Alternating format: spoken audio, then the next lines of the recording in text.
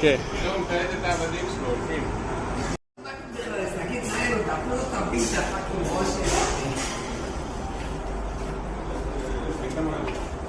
תראה איזה גודל של בולבולים. זה בולבולטור. איפה הבאתם? יאללה, בואו נכופף את זה. מה אתה אומר נכופף את זה, אחי? בואו נכופף את זה.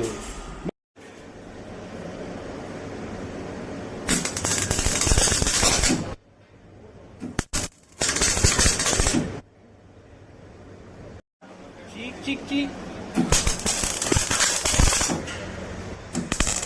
באמת, הצוגת אופנה בשילוב עם עיצוב תעשייתי.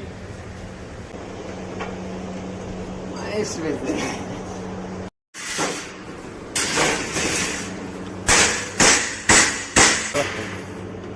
אתה מבין מה אני אומר? לקחנו שעה וחצי לאחד, יש 300 לעשות? 4 אנשים, זה לא יהיה כן? ככה. 4 אנשים? דמיין לך את המשכורת של 4 אנשים. לא, אבל... אחי, תעסיק אותנו, אנחנו מיליונרים.